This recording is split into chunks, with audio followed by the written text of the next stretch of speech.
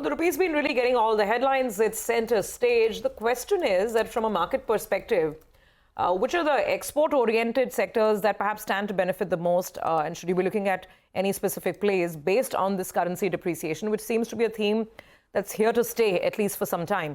Well, let's discuss this with Elara's Bino Pathiparampil. He's the head of research at Elara Securities. Bino, thank you very much for joining in.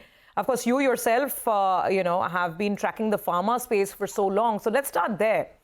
Typically, this kind of depreciation of the rupee, does it really, aid earnings to an extent, or do most of the pharma companies anyway have hedges in place because it's cross-currency impact? I mean, the traditional wisdom of IT and pharma being a very clear play on the weakness in the currency, does it hold in your view?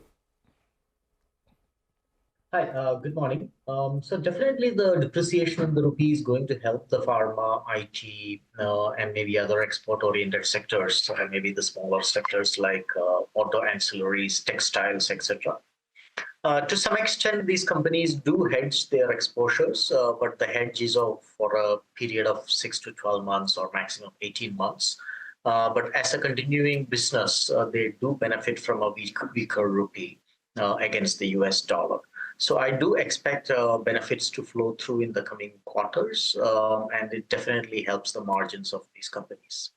And in pharma, Bino, where do you think this will show up the most? I mean, could it be companies like, say, Sun Pharma or Dr. Reddy's? I mean, Sun has a massive presence in the US, right? Could it be the large generic players? And within that space, I mean, while currency is obviously a big tailwind, you have to look at the basic fundamentals of the business as well. So within the space, what would you pick at this point in time? Sure. The depreciation in rupee is going to help almost all the players, especially the large players who have big presence in the US. So that includes Sun, Dr. Reddy, Zydus Life, Lupin, Aurobindo, and the likes, and maybe some of the CDMO players with exposure to the US as well. But our topics, considering all at this moment, are Dr. Reddy's and Zydus Life Sciences. And why is that? Just very briefly. Why Reddy's and Zydus over, say, something like a Sun or the others?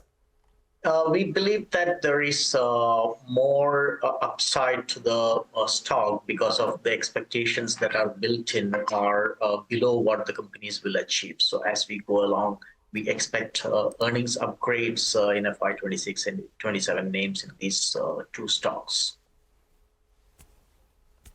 No, absolutely, and that's an interesting sort of view. Bino, sort of any other sort of stocks which are on your radar as you look ahead into the next sort of couple of months? One view which is largely emerging, and this is the backdrop is very strong, sustained gains over the last few years. So that is one. So valuations generally are very rich. And second, you're entering a period which is going to be a little more volatile, right? And to 2025 and beyond, largely because for global reasons more than anything else. So you've got to be a lot more nimble, a lot more tactical. So I just wanted you to weigh in on that as well. Sure. So the current bout of volatility in global markets, not so much in the US, ex-US global markets, is primarily driven by the regime change in the US, the incoming Trump 2 administration, and uncertainties about the kind of policies that new regime will adopt. This volatility could stay for a little bit. I would think 3 to 4 months before the new administration in place and their policies are come out clear to the world overall.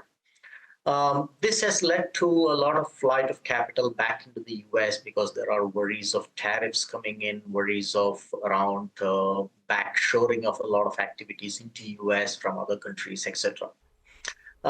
These worries will moderate as we go along, as the world comes into terms with the policies of the new regime, and I expect the volatility to come off over the next 3 to 4 months, beyond which the fundamentals of the economy will take the center stage. Indian economy continues to be a very strong economy. Our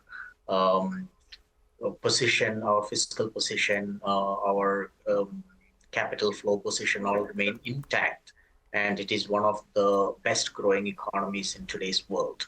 So the current bout of volatility led by capital outflows will come off, and things will stabilize. Okay, well, let's hope so. Bino, thank you very much for your time. It's a great conversation, and thanks for joining in.